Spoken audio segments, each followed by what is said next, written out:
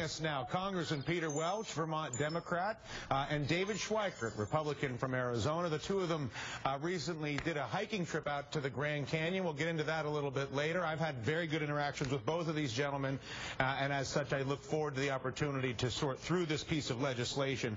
I want to start, if I could, with you, Peter, and specifically on the controversy around the expanded ability to raise money by basically making it much easier for individuals to use crowdsourcing networks, Kickstarter, all these sort of modern capital-raising vehicles, and how you reconcile the obviously enhanced ability to raise money with the diminished ability to regulate people like me who take my TV show and sell Blue Sky. I say, who wants to buy shares in the Ratigan show, which I don't own, and get a few million bucks, which really was a big issue going back to the Depression, which was the Blue Sky issues, selling worthless objects. So how do you get the benefits, and how do you respond to those who say this creates also a big problem?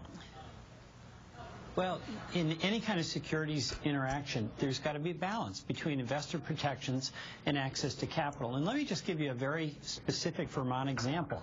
The folks in Middlebury, Vermont got together with the town, with the local bank, and with private citizens, and they did a solar array project on town property. They had to raise capital. It's been a smashing success.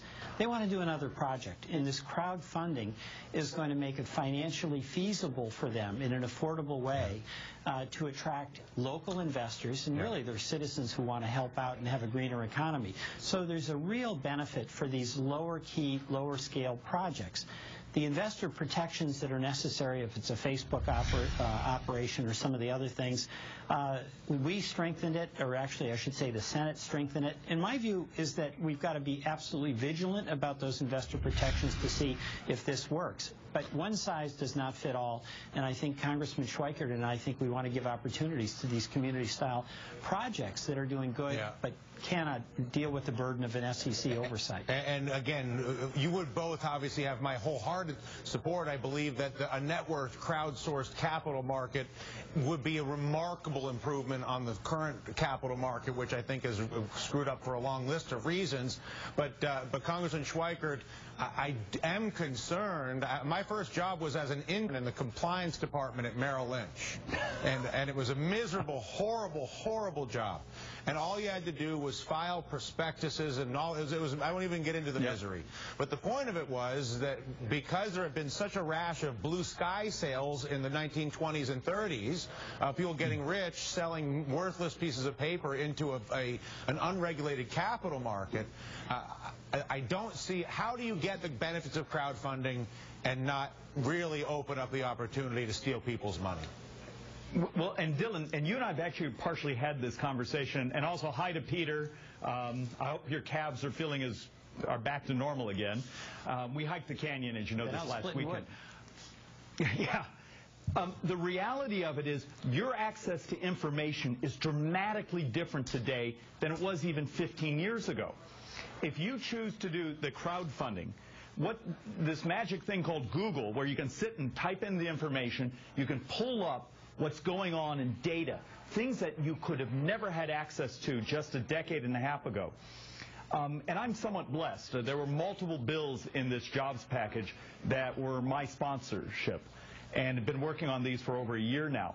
And so there's things that will allow more shareholders to be able to grow companies, to exempt employees so you can actually share the wealth with employees, and even a streamlined fashion to go public. And you both are confident, you'll say today that you believe that there's enough investor, because I'll buy in, right? The sell is easy. Everybody's seen Kickstarter at this point. Everybody understands the merits of crowdfunding, the people who want to give money to ideas that they want to give money to. It's much easier. It's wonderful. It is fraught with risk, and I'll move on from this, but you guys both feel that the risk is managed. Peter? Well, I think we have to be willing to be monitoring the risk, because there is a balance. You want to get access to capital. You don't want Wall Street ripping everybody off so that it crowds out capital. But on the other hand, you do have to have investor protection. So we're going to be watching this, and I think David and I would both be willing to make whatever adjustments are required to make sure that we have integrity in that market. Otherwise, it'll fail. All right, let's move to the broader conversation. Go ahead, David. Sorry. And I want to hit on this one because the word balance is very, very powerful here. you want to protect investors, but on the flip side, you also don't want making money and growing and winning on an investment to become such a small portion of the population where only qualified investors who meet certain standards. For sure. How do you make it somewhat more egalitarian so you take some risks, and maybe one of those is the winner that funds your future retirement? We got to find that balance. Yeah, and ultimately it's about empowering communities individually to identify their capital needs, like Peter was talking about, whether it's through the entrepreneurship of an individual or the collective action of a given community to secure a resource. Look, capital formation is going to look very different by the end of this decade. Bingo. Yeah, we're all in agreement, and at the same time it's a delicate act because anytime you're restructuring capital markets for people to raise money, which is where jobs come from, there are these risks. Let's move more broadly to the 30 million jobs issue, which obviously this will not solve, nor would any one line item piece of legislation solve for. Your thoughts on how we move from the sort of there's a sexiness and an elegance to doing legislation to expand crowdfunding. It's the edge of the envelope. It's where the kids are. It's what's going on. But at the same time, it doesn't address our rigged trade agreements with China, which is a massive capital flow. It doesn't address our foreign oil dependence, which is a huge trade deficit issue.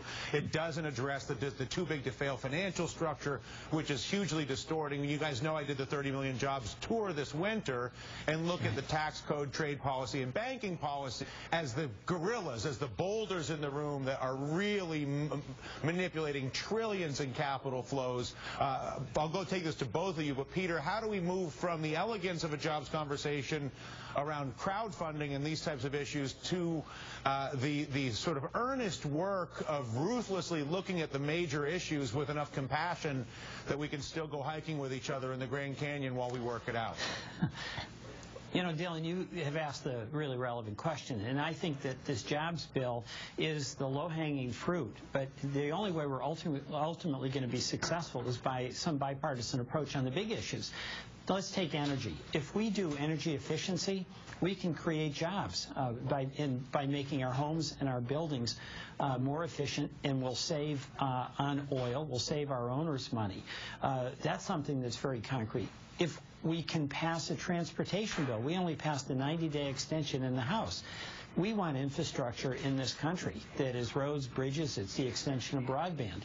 And obviously, I think we want to have a financial sector that works for the productive economy rather than having the productive economy work for the financial sector. So these are big issues which I hope that David and I and others can work on together to get us moving again. You know, how much, first of all, David, how much do you agree with what you just heard? And then to the extent to which you do, how much currency do the two of you have to sort of inject your paired identity into the current political culture?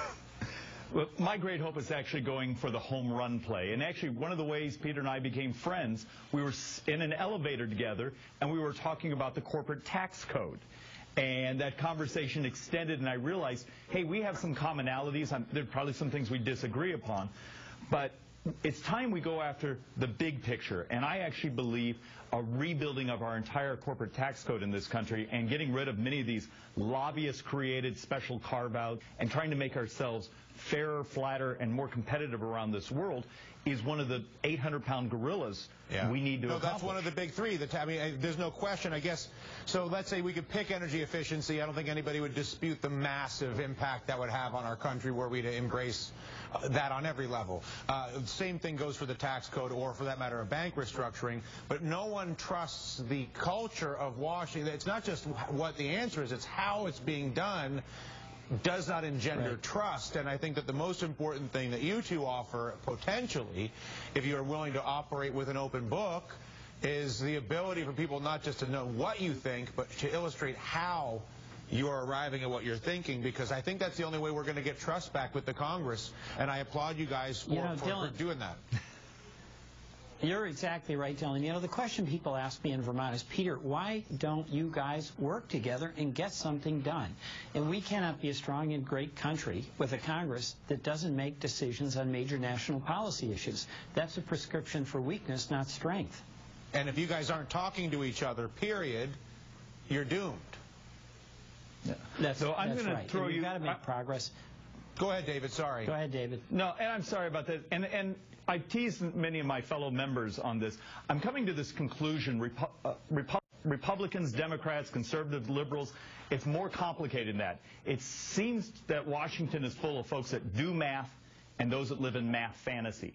And if we would do fact-based decision-making, I actually think we could move a long ways. Yeah, I agree. I think the precursor to that, though, is more visibility, such that we're sure we have the entire pool of facts. And I think right now people believe that there's an ability to manipulate the available facts, or people do manipulate those facts.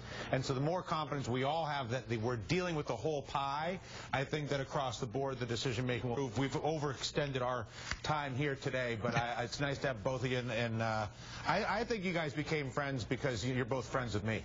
I'm going to take credit for this. I'm going to tell my friends that I made this happen, even if I didn't. That works for me. All right. Thank you, Peter.